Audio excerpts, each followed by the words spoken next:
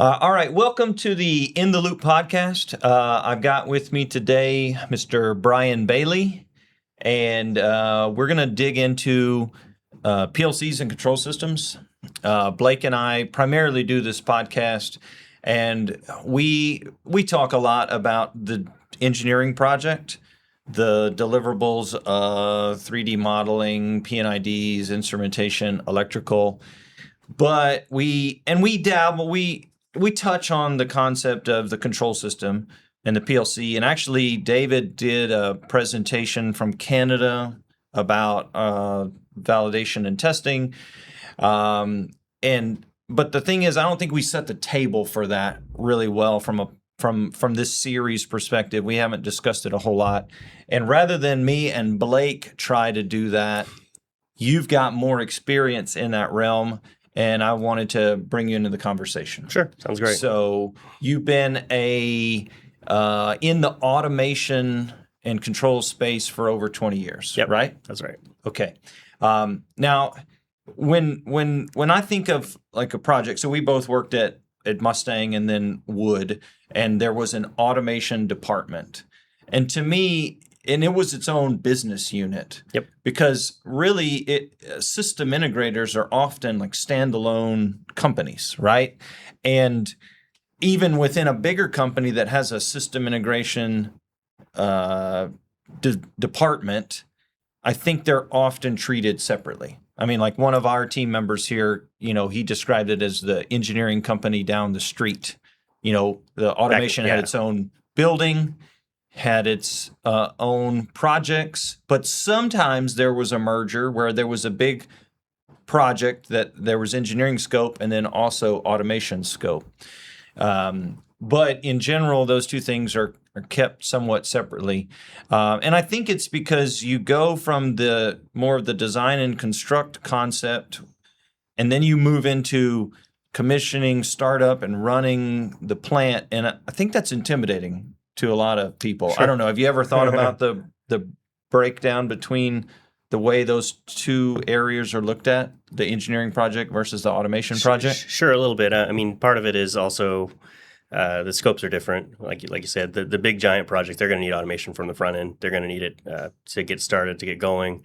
The smaller ones, they're going to need they need less of the help, right? They've already got a system in place that works, so that maybe they don't need any automation change at all. Maybe it's just purely physical, or the site guys are going to take care of it because it's a 5-minute change for them. They don't need any automation checks. But then from the other side of that, part of the reason those companies are generally treated separately, there are 100% like advanced controls that need to be changed. Sometimes it's just regular controls need to be changed. You can get a controls-only project that has almost no field work.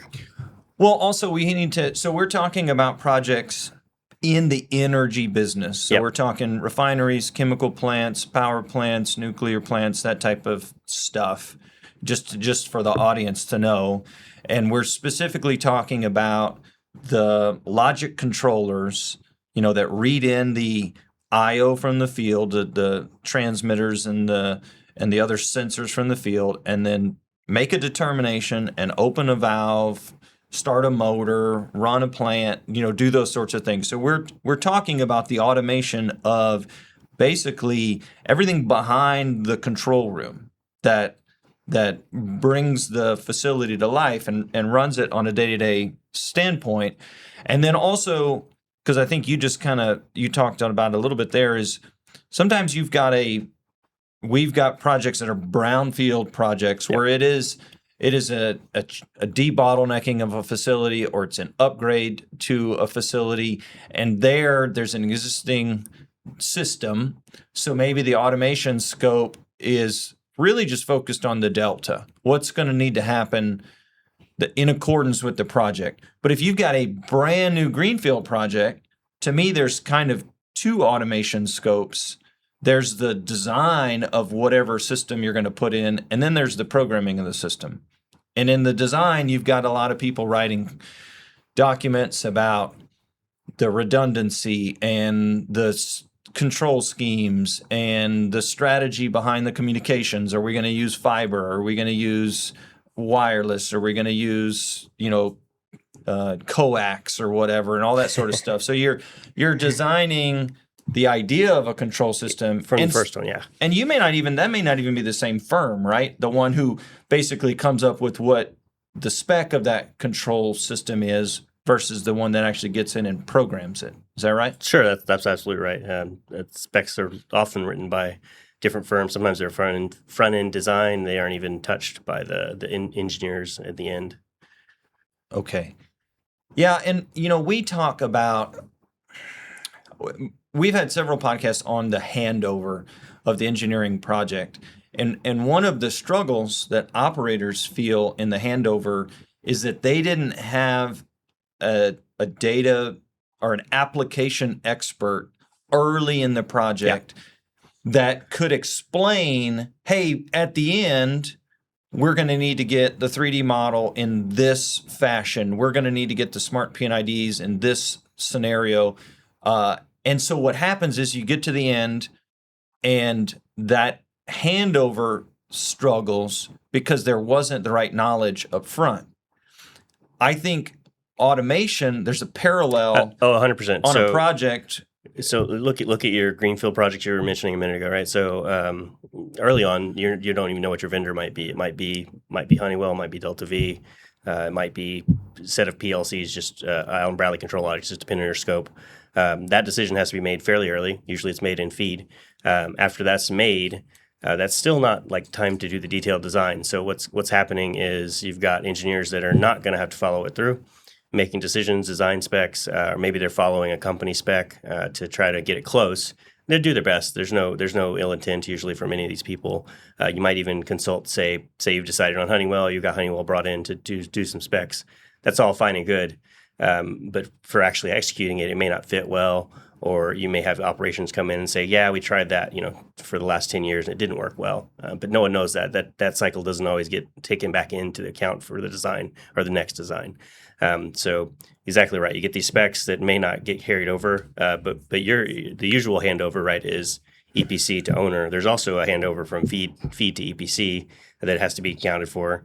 EPC hands it over again. They follow the specs to best of their knowledge or best of their ability, and they've tried to improve them to make it fit the owner. Then you've got the handover again, and again, it's just like any other project. The handovers can be the problem, right? You hand over a combination of spec, which hopefully you met. You hand over a combination of design code, right? And that's something I think we'll talk about here in a minute. The actual code of the PLC or safety system or whatever it is, and then you hand it over to the operations, and hopefully you've transfer, especially for safety systems. Hopefully you transfer not only the code, you transfer the knowledge as to why it's done that way, and that's supposed to be contained in a spec.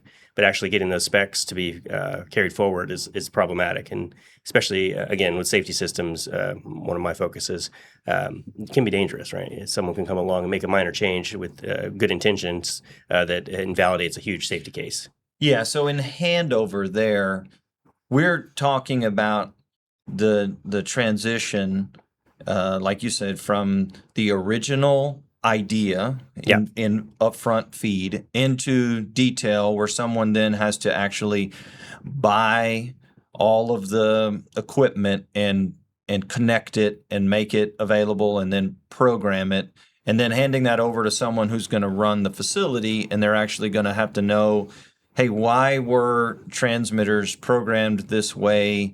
Why were they configured this way? How does that match with the HMI? And we actually need to back up a bit and go through that vocabulary. But yes, there's some handover things, and I think there's some topics there. But also what I was going to draw was a parallel between you have an early project and you have these digital tools, back to the engineering case. However, there's not really someone in the room that's all that fluent in how they really work. Maybe IT has sort of a stand-in representative or something, and therefore what we see is that at the very tail end, there's a struggle because there wasn't a voice in that room that could really help make sure the right things were asked for and the right expectations were set. I think if you think from an automation perspective, you can also get in a tricky scenario where maybe you're in that upfront part of the project and you've got the instrument representation and the electrical representation and the process engineer, but you really don't have a PLC or a DCS, SIS person in that room. And therefore, those guys can create some control scheme ideas. They can make some statements that ultimately down the road that gets in the hands of a programming team. And they're like, hey, this vendor tool doesn't work well with the way that these specs were written. And I think I'm just an advocate for like, hey, early in the project, those are two areas that often get forgotten because they're not your traditional engineering areas. And so like the application support person is kind of engineering IT, and the automation person is basically engineering programming. And there are no majors for those guys, really. There's not a clear understanding. If you ask the general person to describe what they think a project team might look like, you'll probably leave those people out. Yeah. And so it's interesting to me. I think those are two roles that, and I would say like, maybe like the construction person might raise his hand and say, hey, sometimes I'm left out of the conversation. They design stuff that makes no darn sense. There's no way I'm going to be able to lift it or move it. So I'm sure there are more of those roles, but I think those are two in particular that maybe aren't in the room early enough. I agree, 100%. Yeah, they don't get in the room early enough, and then when they are in the room, they may not even know the full scope yet. So there's always churn through projects too. So until you're ready to actually do it, it's hard to be there. Well, one of the things I like to talk about is the personas, because you have these generic education. So I'm going to go get an electrical engineering degree or a chemical engineering degree or mechanical engineering degree. And no matter what field you're going to pursue that with, there are specialties within each of those. And you go to a company like an engineering company, and there are going to be people that specialize in the engineering side, the design side, the calculations, the theory, whatever that is. So when we talk about automation and we put a bubble over it, what are the different roles, the different personas that you typically see in a system integrator? Like you've already mentioned that you kind of mostly identify kind of with the SIS, the safety. You actually have a CFSE, right? Yep. So you're a certified functional safety expert. We can dive into that in a minute. But so there's a safety person who focuses on the logic and the safeguards of the system. But what are some of the other roles that you see? So in your ideal project, right, just big enough to support specialists, but not necessarily big enough for a huge team. So you've always got an HMI person, right, that takes care of purely graphics. Purely graphics. If you've got enough, you want someone that specializes in that. Not that. And when we talk about these roles, obviously there's crossover, right? Always. I mean, I've done graphics, but I don't consider myself a graphics person, right? Yeah. So there are graphics people that are way better than me. I don't consider it. Right? So some of the things they consider, like they look at it and they're like, that's terrible. They explain to me why. I'm like, that's terrible. You're right. I didn't see that. So because the graphics is kind of like in the engineering project, kind of like the drafting concept. There's an art to it, and that art matters, and you have to appreciate it. So you've got the safety person, you've got the graphics person, and you've got the control systems person. So that's usually the person that takes care of the main controls, the standard controls that are going to just be running pumps, start and stopping valves like drains and that sort of thing. They're specialists at whatever DCS systems. A lot of times those specialists are very specialized. Like you might have a Yokogawa expert or Honeywell experts. Not to say that they can't cross between them, but usually that control system guy it's a whole specialty, just standard controls. And there you're talking PID control. So you've got a pressure controller that's going to control a valve. So you've got to set the configuration of that controller to say, okay, what's my set point? And it's kind of like cruise control, right? Yeah. It's trying to maintain get it to steady state and hold. Yeah, a pressure or a temperature by tweaking a valve back and forth. And so, okay, so you've got a person that generally specializes in that. That person would also do things like motor control, Yep. HOA, start stops, sequences of and actually, if you look at automation, the control system's supposed to do 99% of the work. Yeah. The safety system is supposed to be there. Between the HMI person and the regular controls person, that's probably 80% of the stuff being done. That's both the user interface and then just the standard controls of the plant. You've got a little small sliver that sometimes you bring in a specialist that's very good at advanced controls. Not really going to go into that probably right now, but they're good at looking at all the numbers and the graphs and making some really specialized standard controls. That's kind of like a master's level. If the regular bachelor's is process control, then you go up to like a master's level. You're like, oh, I'm advanced control, but it's in the control family. It's in the control family, and those guys usually they're so busy doing all the smart stuff they got to do. You only see them for a little bit in most of my experiences. Well, because a controls person, when you design a facility, their job is to make it run kind of the normal way. Yeah. And then so the motors start, the valves run, the tank gets high, you drain it, yada yada. They do the basics, right? And then what happens is you bring in advanced control when you're like, hey, we could squeeze another 10% of production out of this plant if we did it right. Normal control guy. Well, there's two levels of advanced control, right? There's this 10%, right? And they can say, okay, here's all the processes, and we looked at it over a 3-week period, and it should do this, right? There's 10% there. There's the other level where they get in for a specialized thing. They're like, this thing way over here at the beginning occasionally stops. Why is it stopping? And they'll look at it. They'll get the whole scope of the plant, and they'll say that valve over there is faulty, it doesn't turn on a third of the time.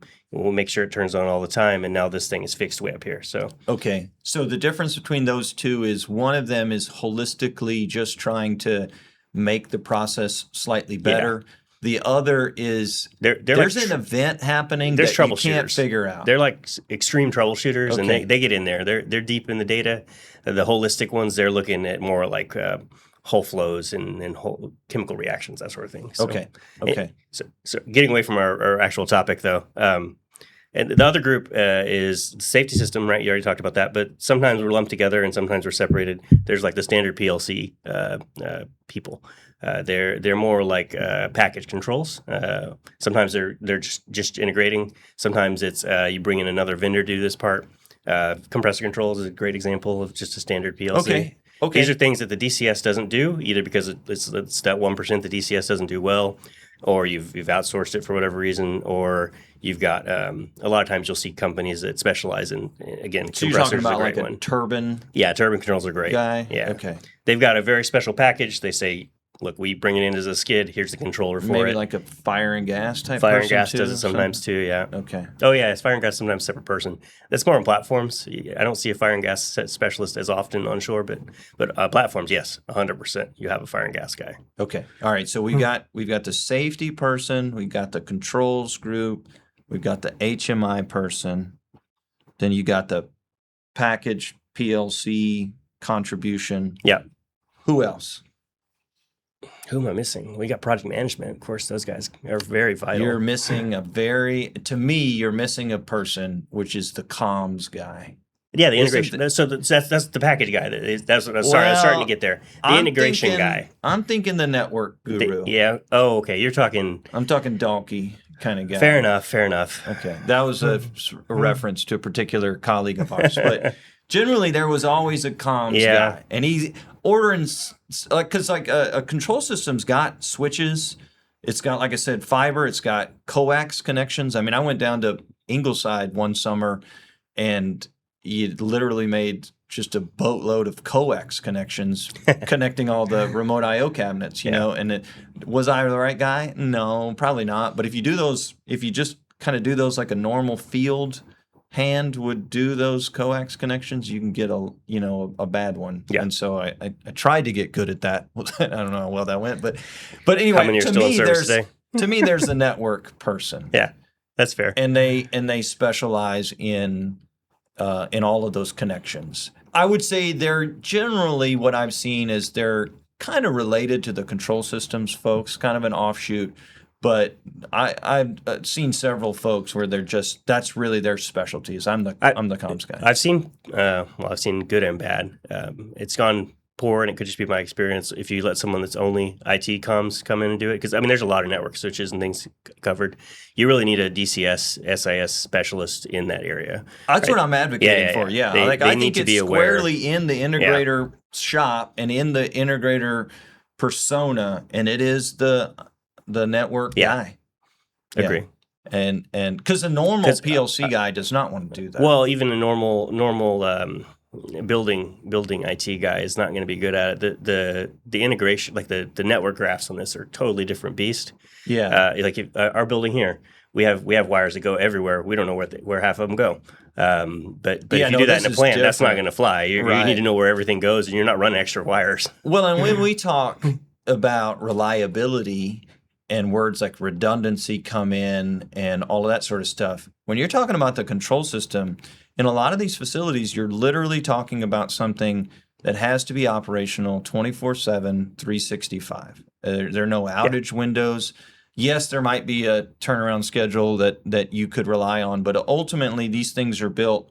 They've got failover plans. If one component fails, something else takes over. I mean, because you just don't have the ability to stop and restart. This could be a process that takes a full day to get it up and running, right? Chemically, whatever the facility is. And so obviously if you have some sort of disruption in that and the whole thing winds down and then you restart it, not to mention all of the safety concerns that come with any of those events. Okay, so you got the comms guy. Now what about the weird communication person? The Modbus, DeviceNet, Profibus, Fieldbus wizard. Where does that person come That's your out integration guy. That's where I was. A lot of times, that's your PLC guy. He just has to know those things because he's roped into it because he has to make it talk to something. But yeah, you've got Heart, Profibus, Fieldbus.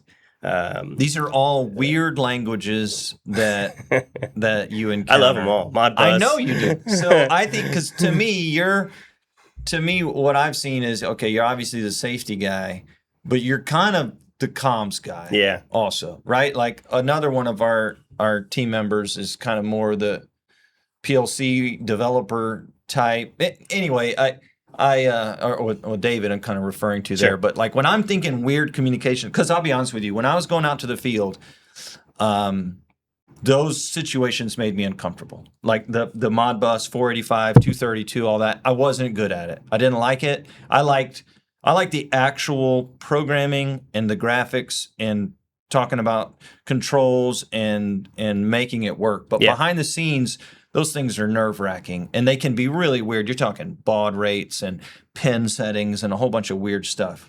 But I think you understand that more fundamentally. Yeah, but fundamentally, you have to know a little bit about everything. And speaking to your earlier thing, there's no education for this. Like the best people I've seen doing it come out of like nuclear submarine. They seem to have really broad experience in old comm, particularly on the communications. Yeah. I don't know why, but they've done a lot. Myself, I'm a mechanical engineer. I just learned it all as we went, through some good and some bad experiences. I burned up a communication wooden wire or power straight to it once, not knowing the difference in office. Luckily, not in the field, but it's just you just kind of get a knack for it after a while. It's fun stuff. Okay, so you got the network person, and then you have the integration person. Cousins, they're related, but not always the same person. Yeah. But this all depends on size of project too and scope, right? Yeah. I mean, there are scenarios you go out to the field, you have to be all of these people, right? Which is that's a weird spot to be. Hopefully you can at least phone a friend. But you gotta at least be able to phone a friend. And then I think there's also in the automation context. So we are ultimately programming something. We're programming a graphic screen for the operator to hit buttons and turn things on and off, and we're programming logic behind that in generally ladder logic or function block or structured text. So, but those programming languages, they have a container. They are they're delivered from the vendor. So you threw out Honeywell, Yokogawa, a couple of those different vendors, and they have a studio that says, hey, this is the way that our machine can be programmed. If you want an OR gate, this or this is the way we do it. You drop that onto your screen, you connect the two tags, and we'll give you an output, and then you can carry that on through. That programming, to me, is a really interesting, because if you say the word developer, like I'm a programmer or developer, people think Facebook, they think websites, they think something like that, right? Which is certainly programming, and there's a bunch of it, and that's, AI supposedly is kind of taking over in that space. But yes, that's a developer, but to me, I'm going to use the term like a business developer. So they're building things with data grids, websites, taking information in, phone, your phone bill that you're getting, is there somebody programming behind all that to make that work, doing the math or whatever. But in the automation space, you have these special tools that are vendor specific, and that is how that machine is to be programmed, but it is a form of programming. Is that accurate? Yeah, that's right. Yeah, they've got a few standard programming methods. Of course, ladder logic being one of the most common and oldest. Function block. They all fall under a standard called, I think it's 1131. I'm not sure about the number. You're going to put me on the spot on the number, but you're kind of insulated when you're doing one of those. You have some boundaries. You can't go nuts with it, right? That was the point, though, right? It was to make sure that, like you said, the machine actually works whenever it's compiled and downloaded. Because the PLC, so we didn't really define this, but PLC, DCS, HMI. So PLC, Programmable Logic Controller, DCS, Distributed Control System. Really, they mean mostly the logic. And then HMI, the graphics that sit on top of it. And then most of your SIS, your safety systems are actually PLCs. Specialized PLCs, yeah. But each of those guys has its programming studio, and they have guardrails on it, and they're like, hey, here's all the things that you can program with our little computer. So you are programming into a computer, but you have some safeguards. And because of that, you can take a young engineer who's not a developer, who is an electrical engineer or mechanical engineer, and you can say, hey, I want you to learn how to do Yokogawa. I want you to learn how to do Honeywell. And all we need to do is we need to be, we got a big OR statement. Yep. Any of these things happen, I want to close that valve. And so to me, I just kind of naturally I learned that fairly easily because you have the boundaries on it. But also in this world, you have a culture where ultimately my product is a program. So naturally, you have programmers too, developers, who write little widgets to make that programming better, or to analyze the data before that program or analyze the data after the program. So I would say in this, if you're building a company and you already have the graphics person and the controls person and the safety person and the network person, you would also have a developer who's one of those people, but happens to also be a good business type developer to build little tools. Oh, yeah. To make these things sort of, and a lot of that's for the configuration. You don't actually need that tool forever, right? It's a tool to where, okay, I got 1 million lines of something that I need to transform into something else. I'll write a widget to do that. Yeah, is that right? We've done that a lot. I mean, you mentioned specifically when we used to work in Mustang that there were lots of tools floating around at different versions. People had started and finished and made new ones, and we made those tools all the time because any level of that tool can help you do your regular job, right? So that's the key, is you're using business development skills. Now, those do not have an insulator around them. No. You're talking about like, I want just straight up C# or C++ or VBA. Java or VBA, and I'm going to take 1 million lines of something that I have, and I'm gonna go to the internet. I'm gonna get a suggestion. I'm gonna go to AI and get some sort of code for you now, and I'm gonna transform that. And so I just kind of wanted to call out the difference, because I don't think PLC programmers call themselves developers. What I mean by that is, in that job, I think what they say is, I'm a part-time developer, not for my real job, but for me making my real job successful. Some people would say hacker, but I don't want to use that term. That's negative. And actually, I think if you looked at a system integrator, most people in that office actually feel like they have a few of those development skills, even if it's VBA. Even if it's an like you said, guru or something. All the people that we've defined, usually the ones we've worked with in the past, have some level of that skill because it's very useful.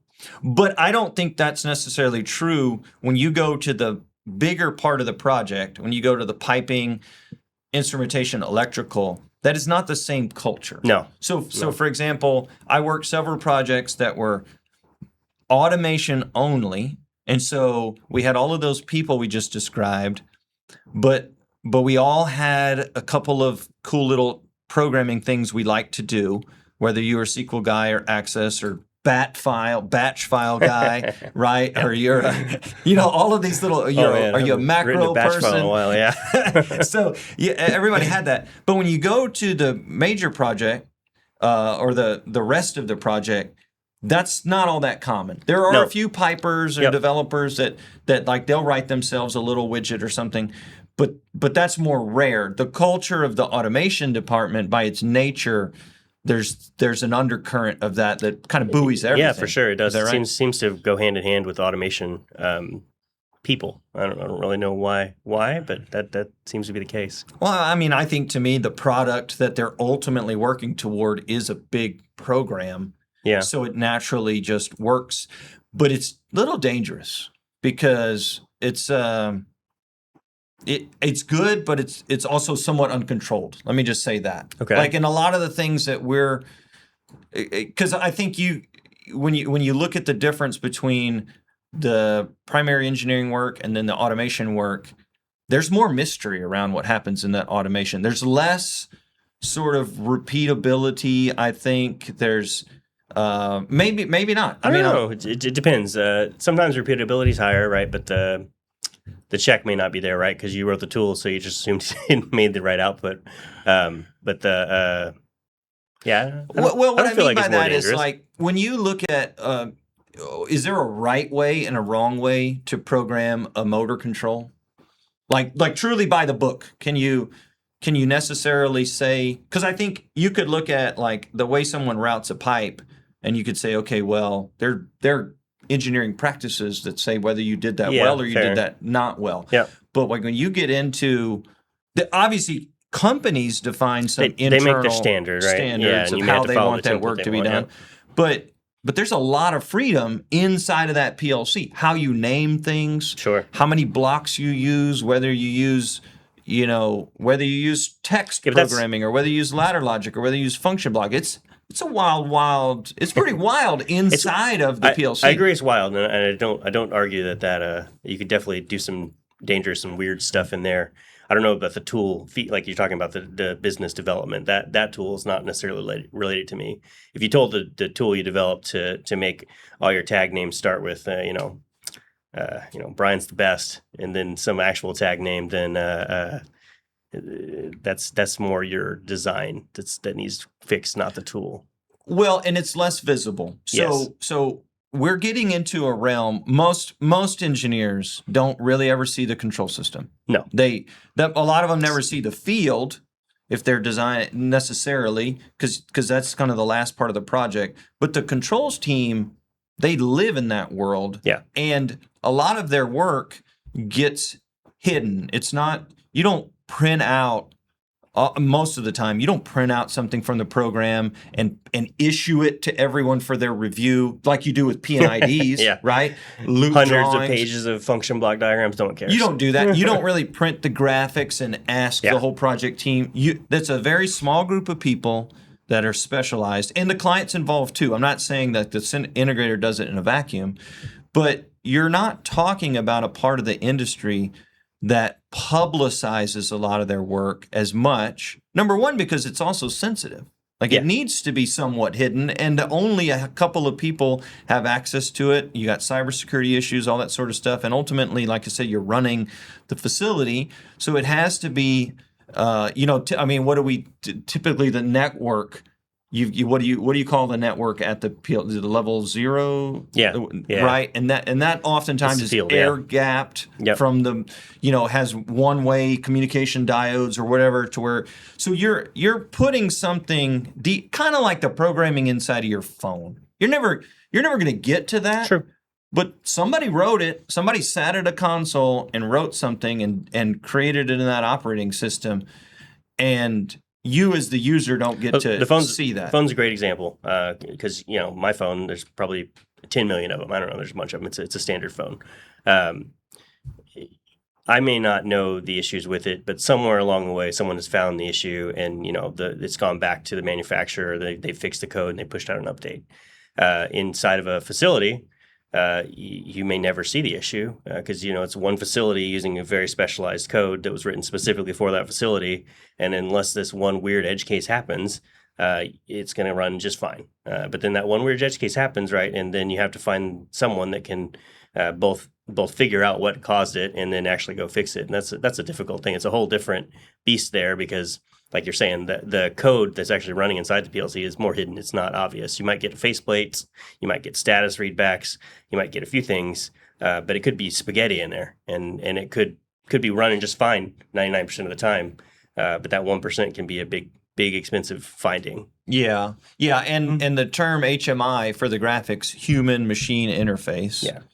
In the past, it was MMI, man-machine interface, but human-machine interface. Is that the latest and greatest as far acronym? As I know, yeah. That thing is, as far as 99% of the industry ever goes, is right there to that graphic. That's as close as you're going to get. The 1% or less who actually looks behind that and says, well, what is the code doing that showed that alarm or started that motor or did whatever? So even if the the supervisor of the whole facility shows up in the control room and says, hey, how come this compressor's not running right? More than likely, the whole conversation would happen staring at the HMI. And then some programmer is going to be like, I think I know why that isn't going right. And he's going to crawl off in the back room and he's going to investigate it. Yeah. And then there'll be a special meeting of wizards to decide on a resolution. A wizards meeting. But the wizards meeting in the back. But the general population is not going to get past that screen. So you go from the paper the tool that created a paper that someone constructed, that then there's a graphic to represent that, and that's where the plant is run. And then there's a layer behind that that's not that well known, and that is done by the automation team, and the HMI person is that gap between that magical programming and what the world actually sees and what runs the facility. And the HMI has a little bit of programming in it too, right? There's like definitely... it can have a little or it can have a lot. It can have as much as you want. Yes. I prefer it when it has a little. Yeah. And the logic is in the box. Correct. The magic box, right? Okay. So, and all I was kind of saying is, you're right. Inside of that PLC, behind the HMI screen, if you weaseled your way through the wiring and you got to that computer, every device in there could actually start with Brian is the best. Oh, they do. Because at that level, a lot of times when you test the functionality of that thing, you test it from the outside. You test it from the HMI. Oh, yeah. You say like, okay, I'm going to do this. Does the PLC read it and give me a response? But in the middle of that, it could be 2 transactions, or it could be 2,000 transactions that come back to a response.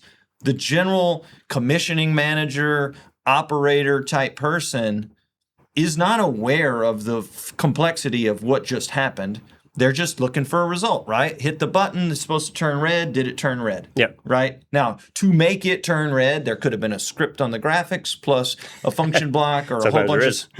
Right? It could be a whole bunch of stuff. And so all I'm saying is that I have found it interesting over time where there's more standardization, I think, in the rest of the engineering project.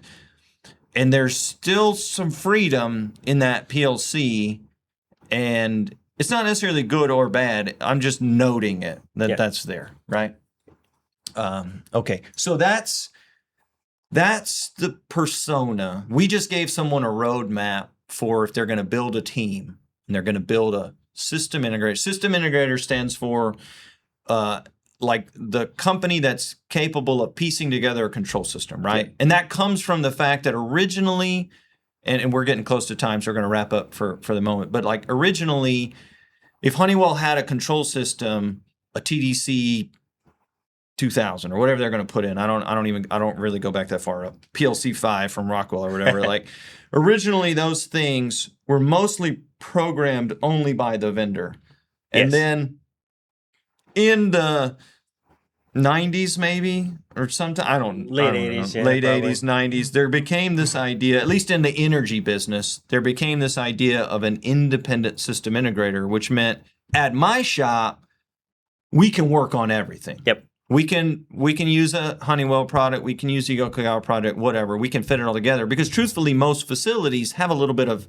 multiple vendors anyway, right? And so now if we look at 2026, if you're on a project, you might go to the actual vendor and have them do programming, but a lot of it is coordinated through a system integrator or a MAC, a main automation even contractor. if you go to the vendor, the Yokogawas, the Honeywells of the world, usually there's a integrator somewhere to make sure that the specialty compressor packages work together, that the existing stuff works together. If you've got some other vendor that's out there. Okay. The vendors, the main vendors, they handle that too. But a lot of times it's like you said, system integrators. They're great at it. They do it all the time. Okay, so because I think we left a person out when we were describing the people, and that is the actual vendor programmer. Yeah, that's different than the PLC, like the special compressor dude. I am talking about the, suit and tie. I'm the Honeywell expert, right? And you got a guy at the integrator who's a Honeywell expert, but the one that comes to mind is affectionately known as Cowboy. But you got that person who's like, I've been doing Honeywell for 25 years and I have seen it all. But then you have but I'm sanctioned by the vendor. I have a Honeywell shirt on. Those guys. So to me, those are different people. And they go head to head sometimes. Okay. Yeah. Because one's kind of like the by the book guy. Yeah. And then one's by the I'm in the field. Yes. Let's do this guy. Okay. Experience. Yeah. Life experience. There you go. Well, the School of Hard Knocks. School of Hard Knocks. There you go. Okay.